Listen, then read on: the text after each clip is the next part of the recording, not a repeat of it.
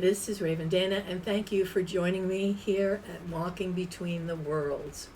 I have been getting a lot of questions lately from people who want to know, have some tips about how to change the channel in their mind when they feel like they're going down a negative path, or they get stuck in a loop, or they get on the crazy train and obsess about something where they can't stop talking, can't get off their own track of misery. So I thought I'd address that a little bit today. Everything that we think, every thought that we have, changes our chemistry, and that's literal, not metaphorical.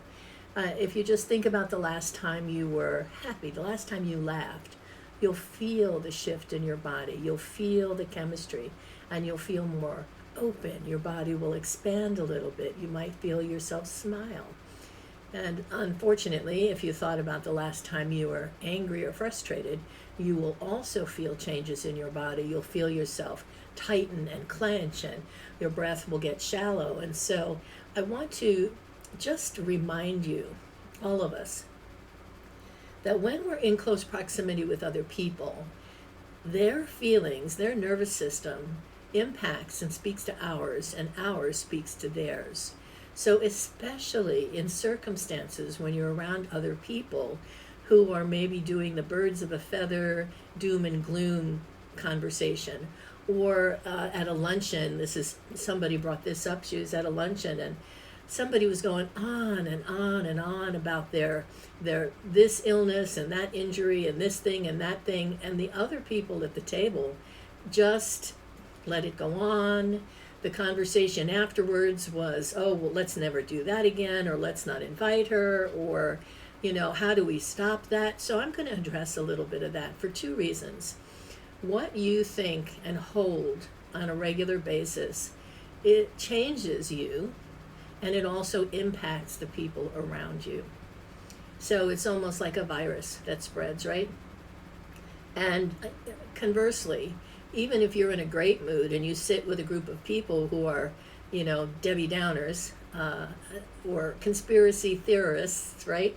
You're going to leave not feeling as good as you did when you got there. So to protect your energy, to protect your peace, you need to give yourself greater and stronger permission to create healthy boundaries, to draw a line in the sand. And that doesn't mean that you have to be a jerk to do it. It does mean that you need to tell the truth and get out of your head. And instead of sitting in judgment of somebody that you don't want to listen to, say something. And it can be as simple as, you know what?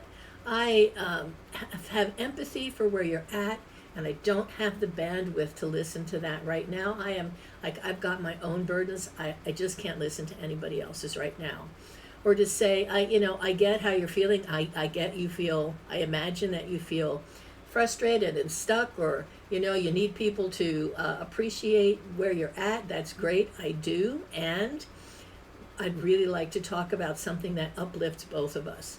So to be able to address the situation directly, not hint, not suggest, not say things like, oh, but what do you have to be grateful for? Because they're not on that channel. They're not going to give you an answer because they don't have one, right? But to do a full stop. So when we get on the crazy train, when we catch ourselves running off at the mouth, or stuck on a loop of doom and gloom, or thinking that the country's going to hell in a handbasket, right? Or, oh my God, who's the next celebrity that's going to die? What's going on here? All the things that we do. There's a formula that we use, which is called notice, interrupt, and redirect. We notice that we've gotten on the crazy train, or the misery merry-go-round. We notice it, we interrupt it, right? Like take a breath and go, okay, I don't want to continue on this path. And then redirect. We redirect ourselves by bringing our attention deliberately and intentionally to something else. Now, I don't mean a distraction where we let that other negative stuff run in the background. I mean an actual redirect where we take a breath, get out of the mind, back in the body, back in our bodies, and then choose to put our attention, our energy, our thoughts, our emotions into something else. And maybe it's a solution and maybe it isn't. Maybe it's just something that's a parallel track, but it gives us more ease and pleasure. Maybe it's just changing the channel from looking at what's wrong to looking at our lives today and what we do have in our lives today that's not gone wrong. So there are lots of ways to do that. So when you do it with yourself, notice, interrupt, redirect, it changes the channel. And if you really catch yourself off to the races or on the crazy train, hit the emergency brake, right? Screech! Stop that train and get off. And interestingly enough, when you're around other people and they're off to the races on the merry-go-round, on the crazy train, you can't do the same process with them, right? Because they are not often interruptible in the same way. So what you need to do is bring your attention or help them bring their attention to something else. You can be funny. I mean, you can literally, pull the emergency brake and say, I'm stopping the crazy train because I can't listen. I can't go down that road. It's not you. I get you got issues. I just can't metabolize those things right now, right? Whatever that is. But I want you to understand that energetically, this is a part of psychic hygiene, emotional, mental, psychic, physical hygiene, that the more you bathe in that place of hopelessness or despair or filtering for what's wrong, the more you will experience that in your life. Not because there's more of it, not because we're surrounded by it, but because it's what you're telling your mind to look for, to scan for. Repetition and emotional intensity are the things that build and keep patterns in the brain. So when you come up against one that's persistent, again, thinking perhaps of doom and gloom about the state of our nation, which is understandable, you need to learn to ask a better question rather than what's happening here or why is this happening, because that won't get you anywhere.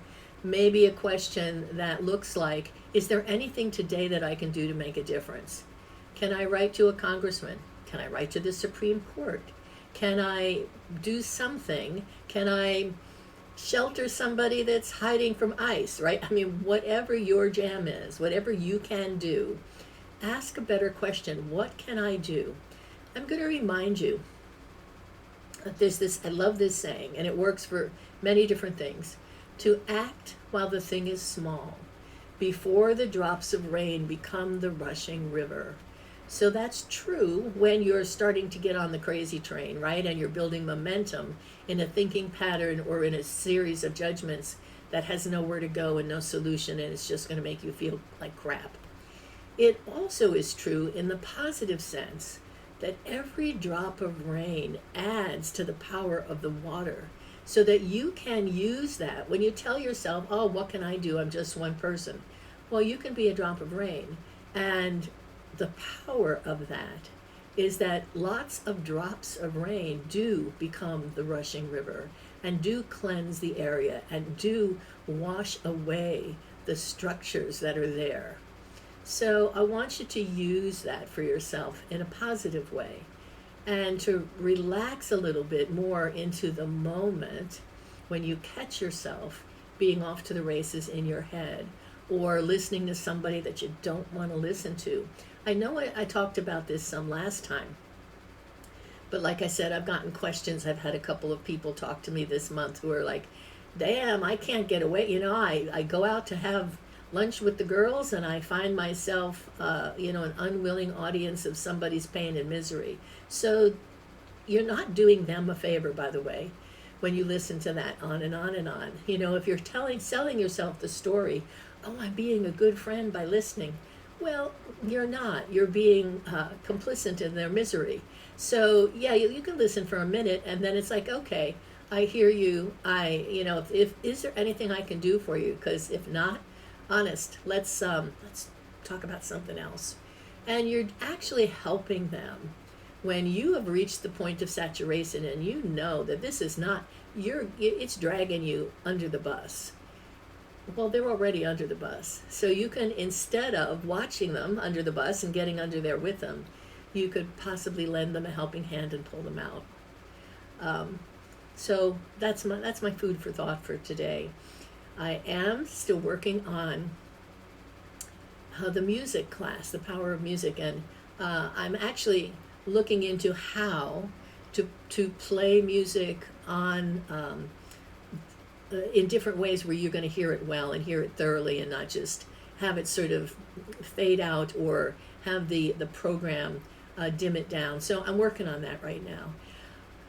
Another suggestion that I have for you we're coming up to the end of summer, and for me, like, it's yay, because it's been awfully hot here and very humid here. So we're also coming up to, on August 2nd, is the Feast of First Harvests, Lammas. So I want you to consider that whatever you've been doing since the spring, what repetitive actions, what thoughts you've been having, what conversations you've had, what goals you've been setting, we're now moving into the area of being able to harvest, to reap the things that we have planted, physically, mentally, emotionally, energetically. So consider that. You have, about a week before the Feast of First Harvest, and it's a worthy conversation to have with yourself. What do I want to harvest? What have I planted? What am I looking forward to? What am I not looking forward to? In what places in my life right now do I need to change direction? Do I need to either draw stronger boundaries, or relax and have more playtime, or allow myself to stop trying to do everything perfectly and just do what can be done in the moment? Because we do that. It's another way we stress ourselves out. So pay attention to your dreaming. Again, I always, or at least I often, come back to that conversation. When you pay attention to your dreaming, you will get information, hints, clues, solutions that you otherwise will miss. And I'm reminding you that if you sleep 8 hours a day, that's about a third of our lives we spend in sleep, in the dreaming space, not counting the times when we lay there before or after sleep and drift in that liminal space. Utilize that space. It's your imagination. If you can lie there and think about and dwell on things that are unpleasant, you can create things that are beautiful and lovely and uplifting. So again, it's a tool to remember that in the dreaming, real things happen, and the dream space absolutely impacts our lives, and we can reach into that liminal place, and we can find tools and guides and information and solutions that our waking conscious mind may simply be too busy to pay attention to. So don't let that slip by, okay? And if you can't sleep, I have recently been having where I wake up in the middle of the night and I can't get back to sleep for hours. So instead of ruminating, sometimes I read, but I've been getting up to paint. And it doesn't matter if you're an artist or if you paint well. It matters that you do something creative that uplifts you. So if you find yourself during the night unable to sleep, find something to do that feels uplifting, rather than just a distraction while you're waiting to go back to bed, or complaining to yourself about how you can't sleep. Use that time. Write a short story. Look at something uplifting. Paint a picture. Write a poem. Record a dream. Do something for yourself that bridges the gap between the waking world and the deep dreaming space that we also live in all the time. So that's my advice to you for right now. And I've been painting a lot lately. And I've had a theme going on, and for some reason, in my dreams, in my paintings. And that theme has been lighthouses. So I've had images of lighthouses, dreams of lighthouses, stories about lighthouses coming to me. And I'm just sitting with the imagery. I'm not trying to make it mean anything. I'm not trying to analyze it or anything like that. I'm just being with it and sitting with it. And I find it satisfying, very satisfying. I can actually show you. I have two of them handy. So here's one. Here's one painting I did recently. in the middle of the night when I couldn't sleep. And here's another one. This one. This one is, so this is a lighthouse in the between, and in the dreaming space, I was walking souls down that road to the lighthouse. You can see that the doors cracked open a bit and there's a little light. So instead of a lighthouse that was producing light across the landscape, that lighthouse was one between the worlds that you would walk into and become the light. And as the light, you would beam out the top of that lighthouse to a location. So it was fascinating. And there were two things there. I could enter it and I could end up somewhere else, which I did a few times in the context of the dream. And also I was walking people down that road. I was walking dead people, the deceased, down that road to the lighthouse so that they could enter their next phase of experience. Anyway, that was my dream, that was my painting, and I'm just sort of being with it and enjoying the possibilities that exist there in the world of where we can become light and as light move to a new time and place to explore. Okay, I am going to post, excuse me, I am going to post a meditation later on today. I hope you've enjoyed this little chat. If you have any questions or thoughts, please feel free to share them with me. And again, happy first harvest coming up in a week. I wish you a lovely day and protect your peace. Do what needs doing for that spiritual, mental, psychic hygiene. All right, I'll see you again soon, and thank you for tuning in to Walking Between the Worlds. This is Raven Dana, and I'll see you next time.